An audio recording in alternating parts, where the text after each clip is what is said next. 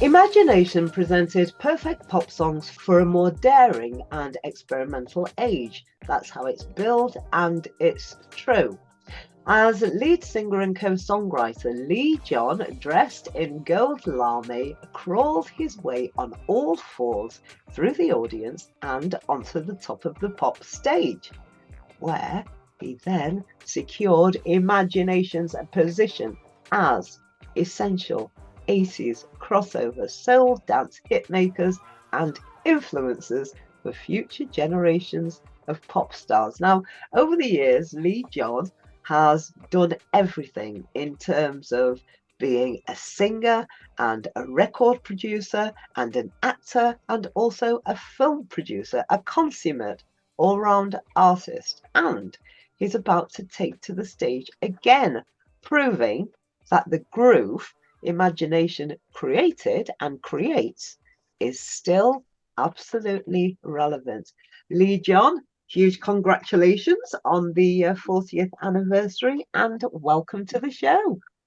Thank you very, very much. I like the way you said crawling in lame. It's funny because I never wore lame. It was always my drummer or my bass player that wore lame. That was Oh, really? I wore gold. I wore gold stuff. I always wore gold. But you know, because lame was I remember Errol on the drums. He came off the drums to dance when we did Body Talk, and he had these trousers which actually did belong to me, but I only wore them once for okay. He had it. So, and the only time I think I crawled on the stage was not even crawling, was when I was singing In the Heat of the Night, where I was sitting. I was actually sitting. But then I did in Flashback, when we did Flashback, I kind of crawled up on through, you know, they let me, we were on top of, I think we were one of the first Black artist to be on Top of the Pops so many times, because Michael Hurl wanted us on the show. He did, you know, even though we did videos, he preferred us to be there. So whatever you were doing, it was pretty damn sexy, wasn't it? I didn't think of it at that time. I was playing the role. You know, it was fun. You know, you know, when you're young, you're very daring. You know, in a situation. I remember bumping into Prince in High Street Kensington Market, you know, and he I think done his he was doing his Dirty Minds album, and he'd been looking at us and saying, you know, hey, I love what you guys are doing and stuff like that. I said, thank you and stuff like that. Like what you doing? And then the next thing, he had a raincoat and he had a jock strap underneath it, you know, it's quite funny. So there was, you know, it was a daring time. I think from the new wave from the punk to new wave to the whole Brit funk scene, all you saw what we did on Top of the Pops came from the street. It came from the club scenes that we all used to go to. And we just exaggerated and took it to another theatrical level. I see. So that's all you were doing. You were just exaggerating, were you? We exaggerated it, but the music and the lyrics were the most important factors for me, because I had to perform. And for me, it was a time where there were riots in the street. There was you had the what was it called, the oh my god, my brain. There was a lot of upheaval. You had the burning, the the kids that died in the fire in not Catford. It's Newham, wasn't it? Is it not Newham? No. Where was it? In Lewisham. I think it's Lewisham. I think it was near Lewisham.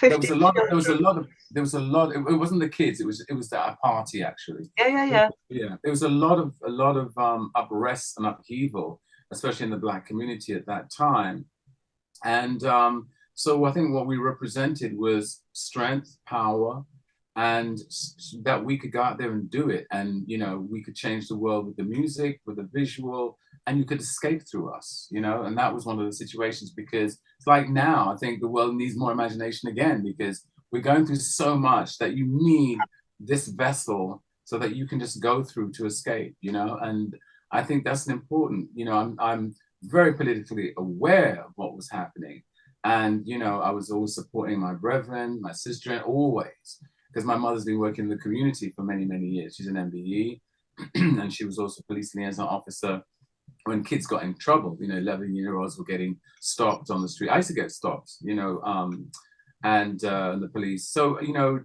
no matter how high you go, you know, and you may, you know, you still feel that confrontation from friends and family, but the music is the thing that brings it all together, that brings you through it. You know, it's the sedative of life. It's really interesting that you pick up on that, and especially you being a filmmaker, because of course we know that Steve McQueen Yeah.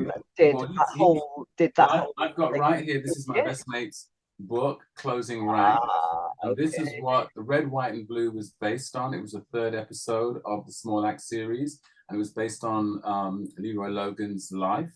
I And of see. course, I'm part of his life. And Joan Baega played him and won an award. It was an Emmy Award, I think. Yeah, I think it was Emmy Award. And no, Golden Globe Award. He won a Golden Globe Award. And Tyrone Huntley, a very talented actor, singer, director, choreographer, very good. He played me, which was great. I never thought that I'd reached this age where somebody would be actually portraying me, which is a mammoth for me. It's like, and then someone playing my mother, which to me was like, wow, you know, I was watching me, but I was watching the person playing my mom.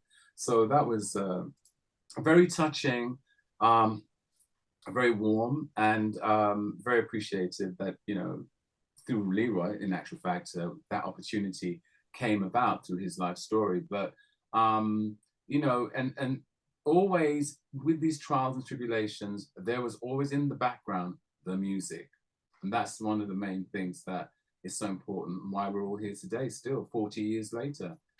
You know, Lee, it's you again have just picked up on something in that answer that I'd actually picked up from the material that came through announcing this 40th anniversary. You talked about your message being through the music, and that you're restoring love and you're rebuilding dreams and spreading love, peace, and happiness. And you also said that you think it's actually even more needed today in the place where we are than it was perhaps, you know, the 40 years ago when you were first writing.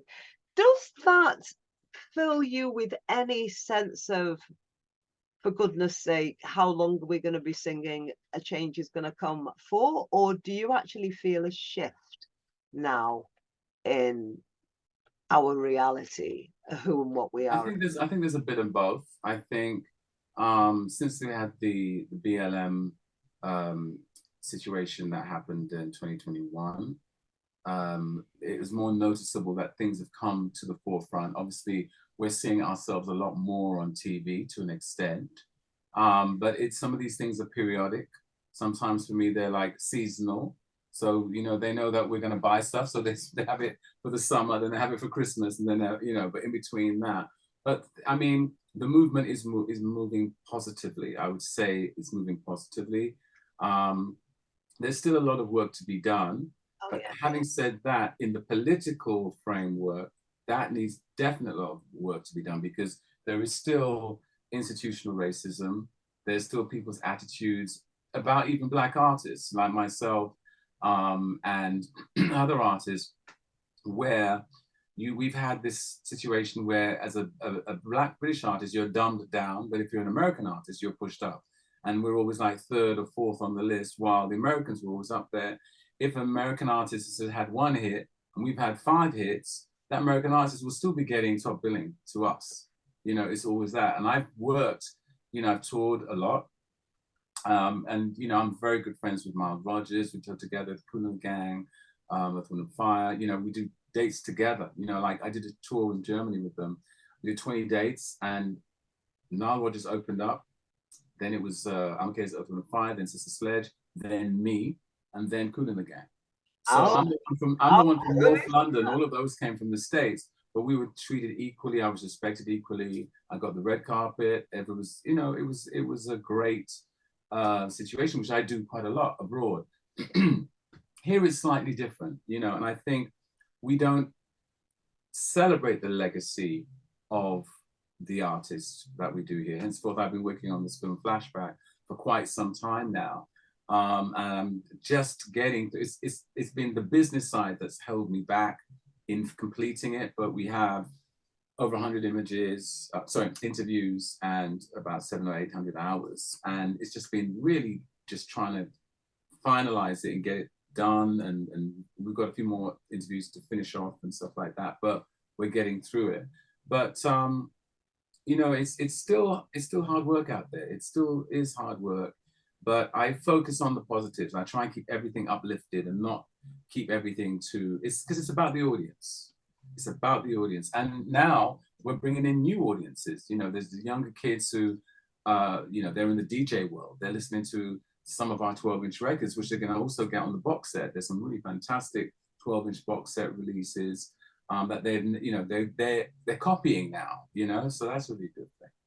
I think that is also a huge compliment to you. And when I said that you're still relevant, the reason I'm saying you're still relevant is not because I've checked out any charts or anything like that, Lee. It's because I listened to your music again, and I listened to the groove, and I was pleasantly surprised. Again, I was listening to Changes this morning. You know,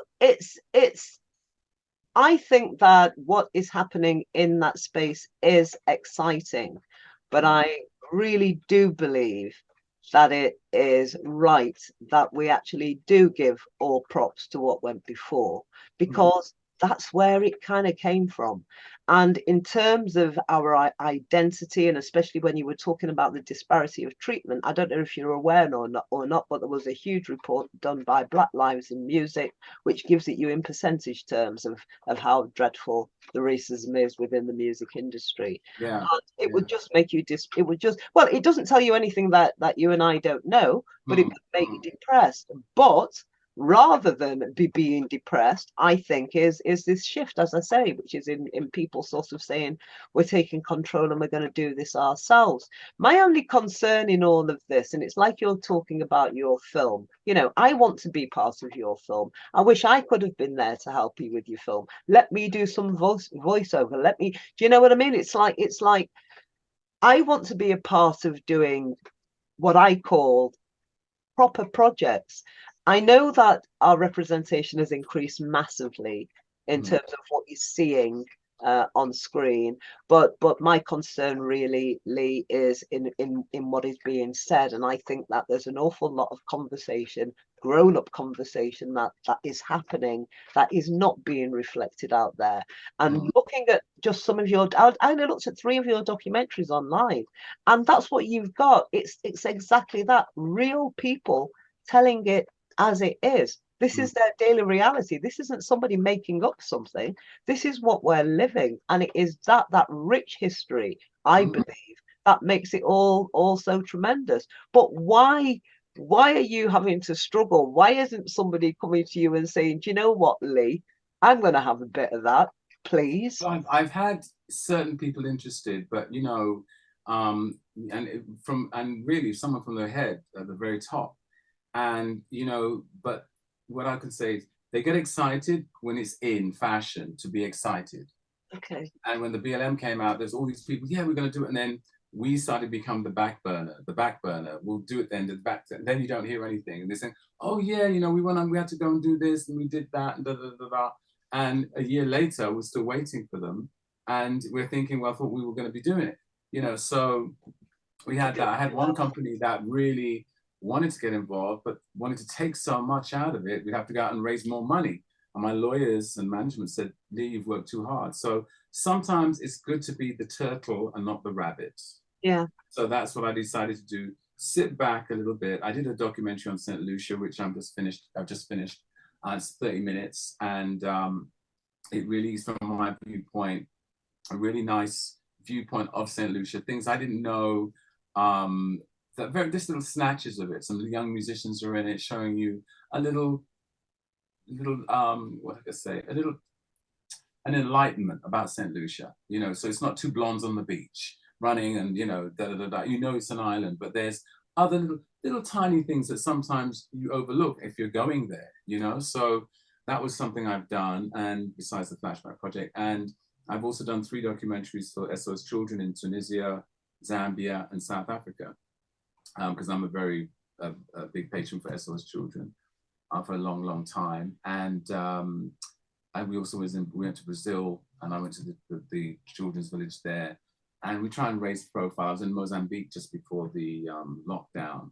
So being in the music industry has given me a very heightened growth of knowledge, because I can go to other people's countries and check their communities, see what they're doing, how we relate to them, how lucky we are, and also basically if I can help enhance something for them over there, you know, we can do an exchange. So that's what being, you know, singing Just an Illusion on Music and Lights, whatever, that has taken me to so many heights, and it still is, because I'm still learning, I'm still educating myself. You know, I think that you never stop learning, and that's what keeps the energy, that keeps me doing all these different projects which I'm involved with, because I'm on that train, you know, and you don't stop learning. Some things are difficult now because it's more technical, and some people go, oh, I can't be bothered with it.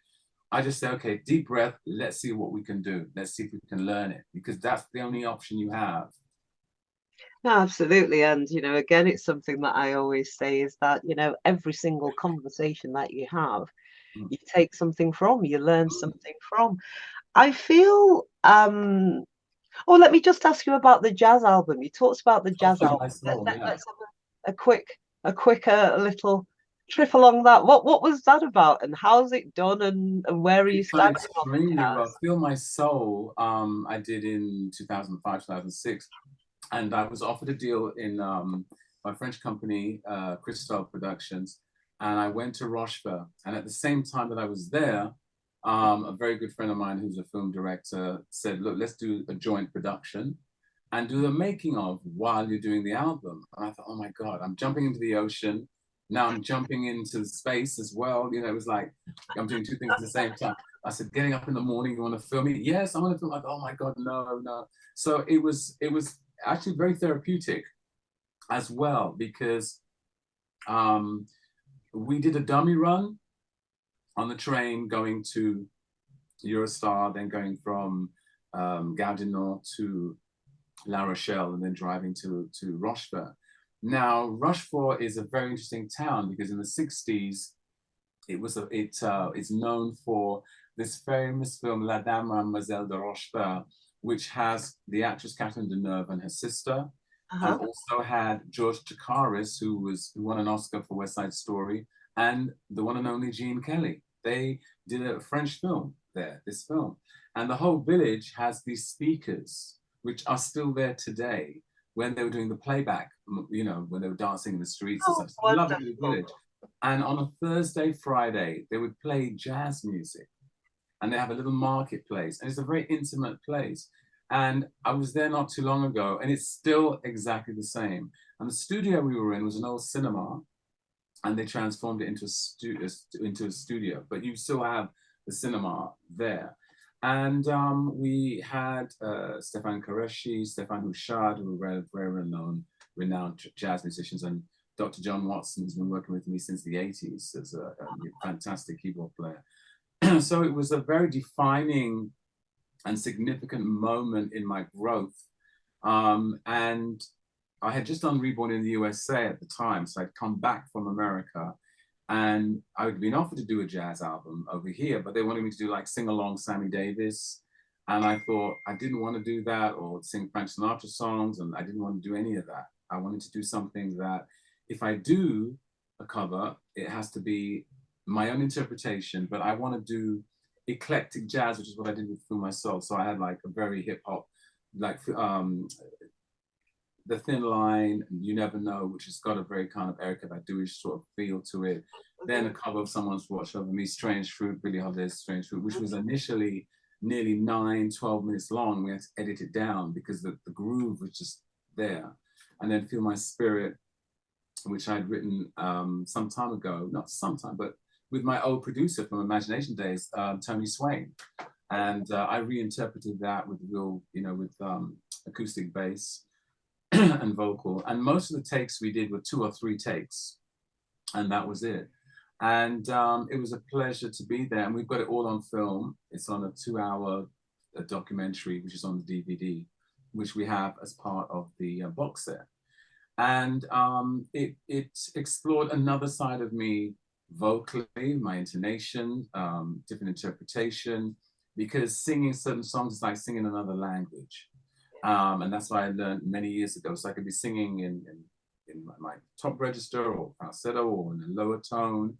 I got that opportunity to show that. And then I like harmony. So I do a lot of harmonies. There's a track called Jazzmatazz, which is very like the old bebop sort of, 1940s sort of like, Jazzmatazz. I'm doing all that kind of harmony thing, which I loved, And what I represent in myself is that I like to be a beacon of light, a beacon of someone with the lights coming in now, a beacon of positivity.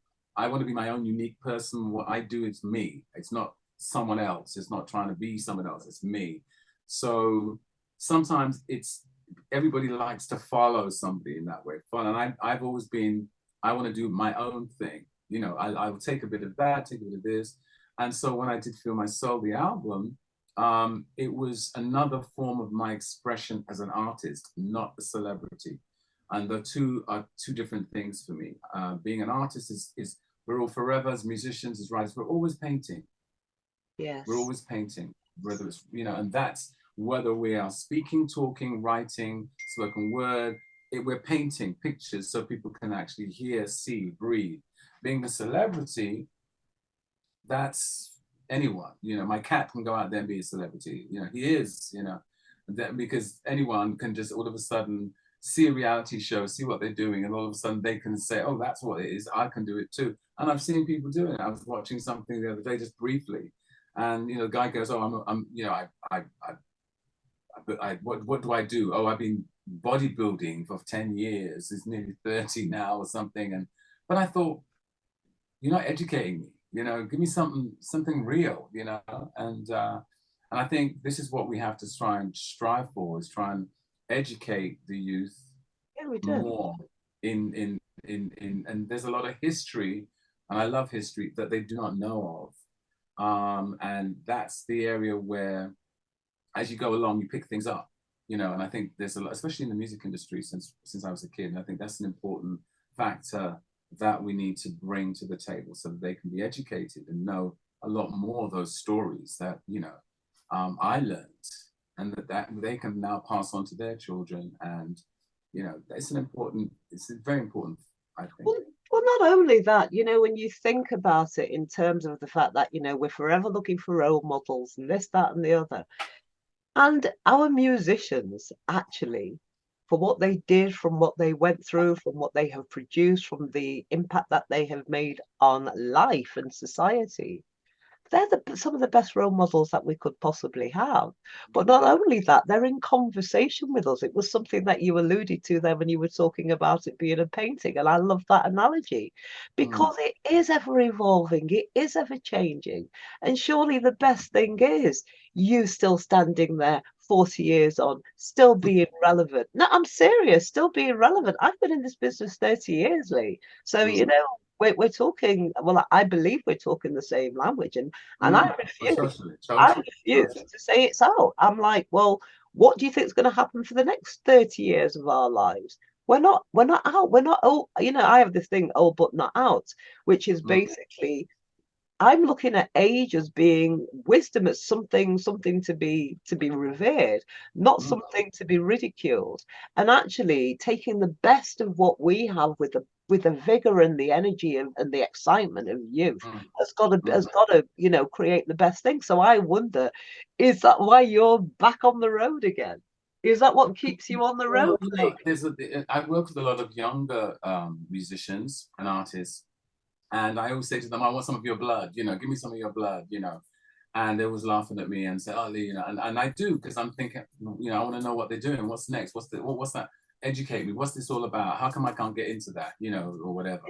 So, that's the interesting side of things. And it's like doing an exchange program, especially with the youth. And that gives you the injection. But I still get excited going on stage. I still get excited in performing the songs that I've been, been part of a co-writer on for many, many years. And the audience are changing, because a new set are coming up, and they're finding on being introduced to the music of what we listen to. And I think now, over the last, say, 6-7 months, there's been a return to soul, funk, I'm feeling a lot more of that. I'm hearing a lot more of it. A lot of records that I knew in the 70s as a kid, I'm hearing them coming back again. They're playing them and they sound really relevant. You know, I'm seeing some artists reproducing the same sounds as before.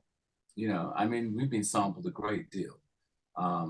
Mariah Carey and Beyonce with the Destiny's Child. Uh-huh.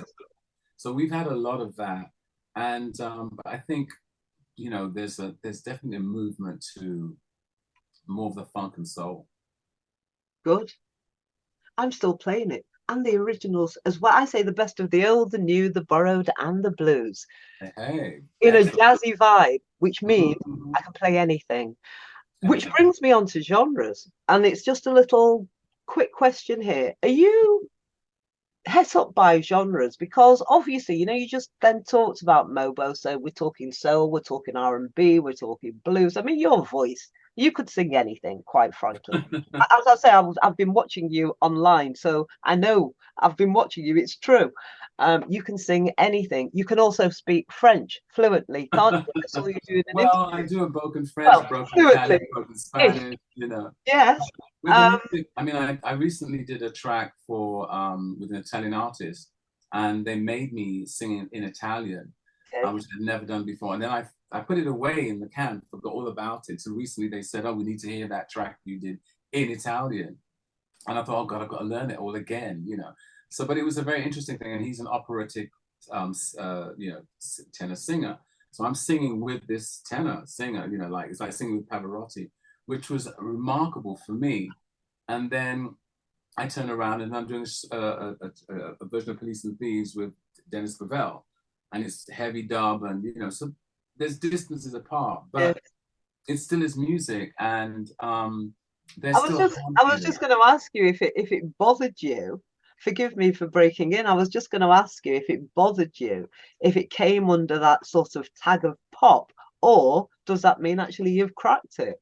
Because pop means it's popular and people Yeah, want to hear it. years ago, pop music had a different definition, but now I think black music has become a pop music to a lot of the kids now. In a sense, they use what I see is there's computer games that have music that has music to it, and they adapt that, and then they put songs on this computer music, and it becomes very electro. Yeah. And then you know, then you have the all the different.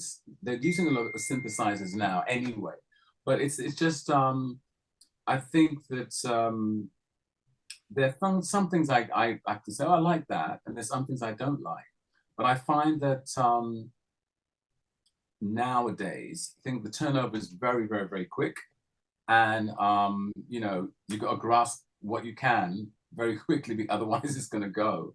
And that's why it's a pleasure to still listen to classic songs and the songs that myself, Ashley Errol, Tony Swain, Steve Jolly made together.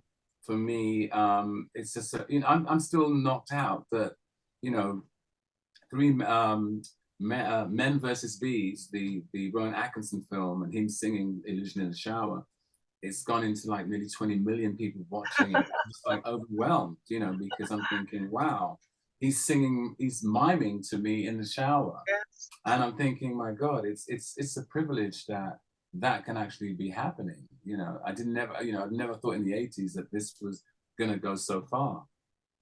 How lovely of you to say that it's a privilege. And is that what we're going to get when we come and see you instead on stage? Yes, the best. You can get the best. I mean, my musicians are the best. And you know, as I say, in one of my sayings is no man is an island, no man stands alone. And it's about teamwork and having the right people there. My tour manager just pinged me a minute ago to give me details because he needs to know what are we gonna, you know. So I'm forever involved in what we're creating, how we're performing. You know, it's all done for me and I just turn up. It's nothing like that at all. So you know, I'm involved in every aspect of my career in what I do. And especially on the creative side, but also on the live side as well. One track that you wish you could have written. I know One, it's hard. Any one track. track I wish I could have written. one track that I have sung, and I did a duet with Mike Lindup of Level 42, who's a great musician and great talent. And his cousin's my best friend. That's Chad. And it's Stevie Wonder's Visions, which we recorded.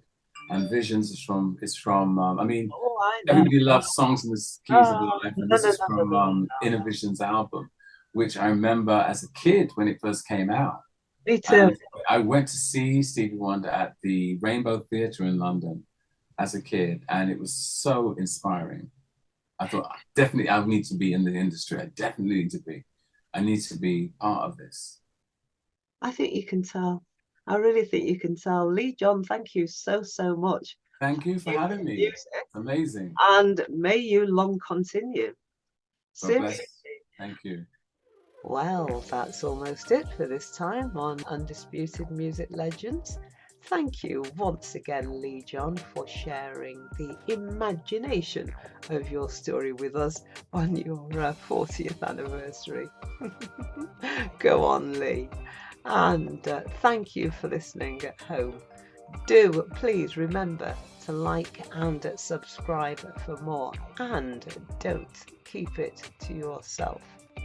So, until the time when I meet another undisputed music legend, this is Audrey Hall saying, until the next time.